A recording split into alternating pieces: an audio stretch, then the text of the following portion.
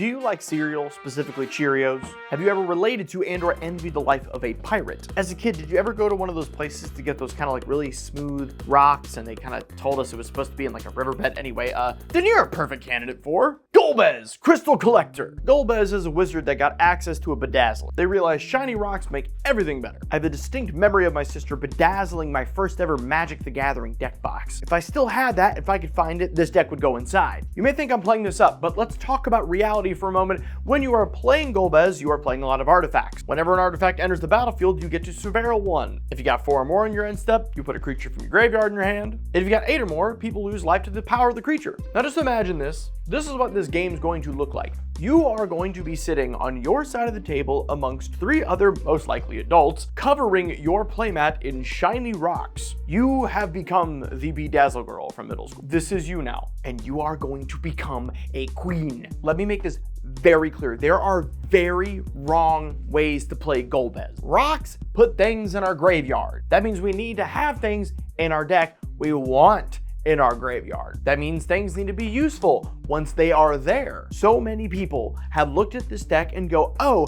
I should add affinity cards and or things that allow me to do extra things, such as Thought Cast. I'm running a lot of rocks. Why not? We do not have the room. You need to pump in all the good rocks, all the good things to get from your graveyard, all the things that allow you to make use of those things now being in your graveyard on a commander that's only 2 CMC. So we're talking a Hullbreaker Horror, Tidespout Tyrant, Razaketh, Nezahal, Consecrated Sphinx, Toxrill, and then one I'll save for later because it's real spicy and I'm kind of proud of it. So Golbez does in fact enable different infinite combos. Golbez is also responsible for other myriad of ways to play the games at a different angle while still playing kind of this demure control game, because obviously we don't want to lose while spinning our wheels and playing Cheerios. That would suck. Just don't be caught with your hand in a cereal bowl while someone's pointing a gun at your head. And it's getting hot in here. Oh, geez Louise. So let's break it down into 3 points. Golbez is a cheap commander that comes down early and enables an early, weird kind of advantage. Surveilling in a way that, since we built the deck, is an advantage. He allows us easy access to putting things we want in our graveyard into the graveyard, enabling cheating strategy. Obviously this means reanimation, but it also means a myriad of other things that I'm excited to talk about later. And third, you can finally use that weird rock collection. Here on this channel, if you're new, we acknowledge the fact that we play decks for certain things that aren't optimal or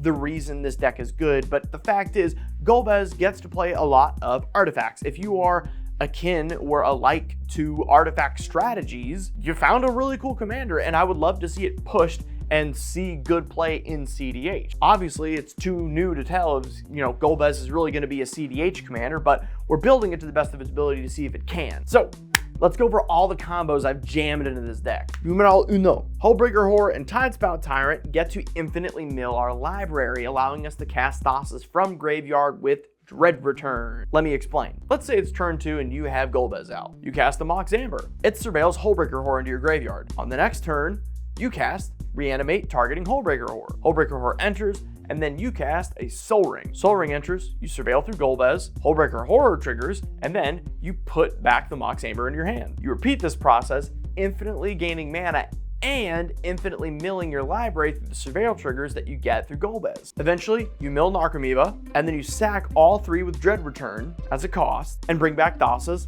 and win the game. So most other commanders that use this combo normally use the mana for something or an infinite sink, but for us, it's just a way to mill our entire library and then cast Thassa's with Dread Return. Very simple. Next combo. Sensei's Divining Top and Bolas and Citadel on crack. Oh yeah, you've seen this combo, you get it. You get to pay 1 life, take it off the top of your library, draw a card by tapping it, but now you can get those pesky lands out of your way with Golbez. Now this isn't a I hope I draw what I need combo, it always wins. If you can't win with this combo at 20 plus life, you're kinda bad. Probably a little bad at the game. You might wanna take a break. Let me explain it. So you put Bolas and Citadel onto the battlefield. It allows you to pay life for cards on the top of your library. You tap Sensei's Divining Top to put it on top of your library, draw a card. Then you pay 1 life to cast the Sensei's Divining Top off the top of your library through Bolas and Citadel, and when it enters the battlefield, you surveil. Now, if that card that's coming up next isn't one you want, such as a land, you can now put that into your graveyard and get it out of the way. Then tap the Senseis and draw that next card. So this deck is full of mana positive cards and lots of artifacts that cost 0 mana.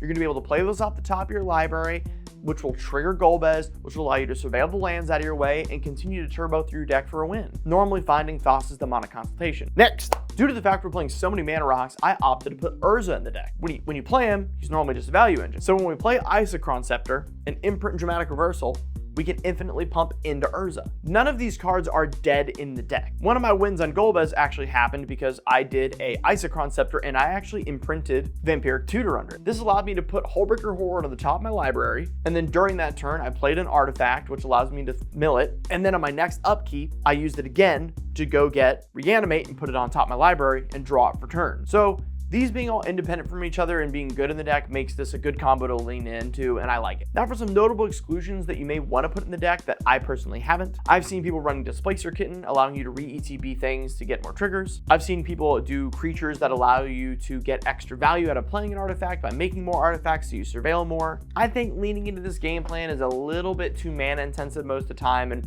we're kind of trying to let the deck organically put things in our graveyard without trying too difficultly to do it, because we want to leave mana up to control the game because we are in Dimir colors and we're not turbo. So now there are a lot of specific picks in this deck that you need to understand to play it. So before I teach you how to play it and show you the mulligans, let me show you the deck. Creatures. So within this are our mill targets. Let me read them out for you. Consecrated Sphinx, Hullbreaker Horror, Malevolent Hermit, Nezahal Primal Tide, Razaketh, and Toxrill. Everything else in the deck you normally just cast, no problem. And then something we use for Dread Return, Narcomoeba. And now for the spice. Let's say you were lucky enough to mill a Razaketh and have a Reanimate. Picture this. It was late game. We were turn 9. It was a slog. I had a Ristic out. I had a Mystic out I've been paying for over half the game. We were completely locked out from one another. There was a Draenith on the battlefield, and all of us just couldn't get around that dang Draenith in order to win the game. I couldn't cast Dread Return from my graveyard.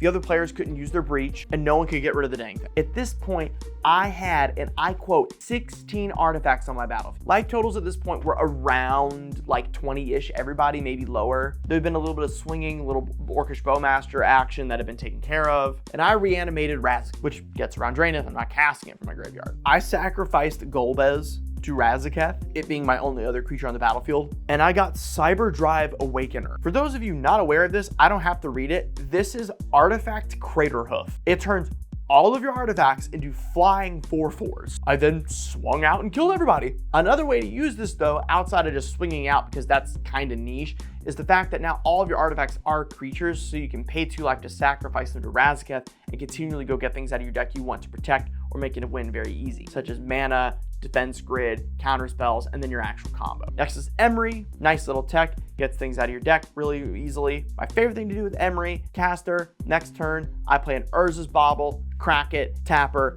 get the Urza's Bauble back. Or, since I'm surveilling constantly, now I don't feel as bad putting artifacts in my graveyard because Emery can get them back from. And then lastly, we love milling Malevolent Hermit so we can cast it for its disturb cost. This flips it and makes all of our non-creature spells on counter. As we mentioned, we also have Urza in the deck as an infinite mana sink, as well as a way to turn our mana rocks that don't produce mana into mana rock. All right, sorceries. Beseech the Mirror is a complete no-brainer. We have so many things to bargain with, and it makes it so easy to go get what we want. A fun one that I like to tutor up as like a play and see win con is Aetherflux Reservoir. We have so many ways to Hurkyl's Recall all these cards back into our hands and our artifacts that we can then replay and actually kill people with this. I've only done it twice so far out of my 12 games with this deck, but it felt amazing. And funny enough, I only had enough life to kill 2 players, but then I had so many things in my hand and so much mana on the battlefield due to all the artifacts I played that I was able to easily control the other player until I won. Then we have Dread Return, which powered with Narcomoeba always allows us to win if we do the combo with Hullbreaker Horror, because we need Golbez for the Hullbreaker Horror line, we need Hullbreaker Horror, and then we eventually mill Narcomoeba, so then we always have 3 creatures to reanimate Thassa. Mnemonic Betrayal. We're really hoping someone fails at their breach line because we are running the rest of the breach line within this deck so we can actually do breach, which makes sense because we're running Praetor's Grasp. Praetor's Grasp is almost always going to go get Underworld Breach or a backup copy of our win con such as Thassa's or something we need in a pin. And then of course we're running Demonic Tutor, we're running Reanimate as we talked about, and of course Yawgmoth's Will. That way we can replay the things we're surveilling into our graveyard. Instance. Let's not make this boring. So we've got all the counter spells, and like I said, we've got Brain Freeze, but this is what makes this deck tick. We've got Chain of Vapor, Filter Out, Hurkyl's Recall, Paradoxical Outcome, Retract, all these things to constantly replay all the myriad of artifacts that we have on our battlefield so we can consistently find a game plan to put in our graveyard and then reanimate. Or if we have Aetherflux Reservoir out, it's a really great way to easily storm off. Combine this all, Combined with all of this, we use War of Invention to go find it. But normally, if I'm getting War of Invention, I'm trying to find Bolas' Citadel. Artifacts! Our shiny bedazzle collection. I implore you, if you want to have fun with this deck, buy some foils of your favorite artifacts. It's gonna feel so much fun. So as we covered, our big winnie boys in this deck so far: Aetherflux Reservoir, Bolas' Citadel, Isochron Scepter, and the one I buried the lead on, Time Sieve. Time Sieve can buy you 1 or 2 turns that will allow you to win the game, and effectively, in my opinion, acts like a free extra turn spell most of the time, considering how many pointless rocks we throw onto the field. One of my personal favorites that I'm running in this is Scroll Rat. Oftentimes, you're gonna find yourself drawing one of the pieces you wish you could reanimate. When that happens, you can tap Scroll Rack, exile all those cards out of your hand, draw that many cards, and then put those into your library, and then put those cards that you exiled onto the top of your library so you can then mill them with artifacts you play. And the best part is you get to choose the order they go on top of the library on too, so you know what you're surveilling. Great piece of tech, highly recommend. And to help us control the game, we're actually running Unwinding Clock, allowing us to keep all of our mana up from our artifacts to continue to have mana to cast counter spells on other people's turns. So in a way, if you want to play Golbez control and take out the reanimated, if you're interested in this game plan, what you can do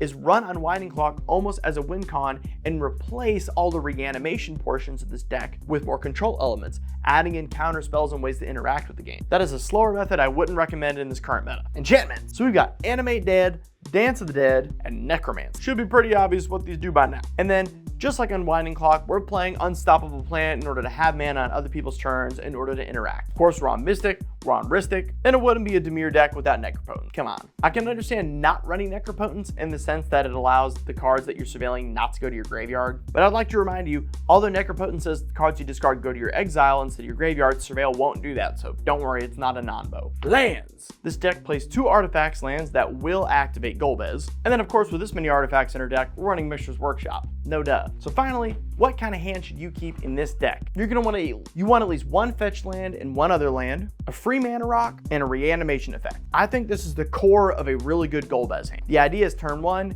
you fetch, you go get Undercity Sewers, get to have some surveil action. Turn 2, play a land, cast Golbez, cast an artifact, get something into our graveyard, and then if we're lucky, we can reanimate it. Now that you know these 4 cards, the other 3 in your hand should support this. Something to tutor things to the top of your library so you can surveil it, a way to draw cards, counter spells to keep you alive. Anything else is gravy at that point. But in general, I think if you can keep these 4 and then let the other stuff kind of support what this is doing, it'll be a good hand. This concludes our Can It Be CEDH series for Final Fantasy. When I first started doing this, I wasn't really putting together a series very well, and I realize now I wish I would have called this whole thing Can It Be CEDH, because I found something that's an archetype that's fun and the right colors that has some kind of unique angle and wanted to push it to see if it can be CEDH. Obviously, it's too early to tell if this commander really will be, but it being last on my list, I guess you can understand that I wasn't really hot on it being CEDH, but I wanted to see if it could. We've now exhausted the list of commanders that I believe have a chance at being CEDH. Everything else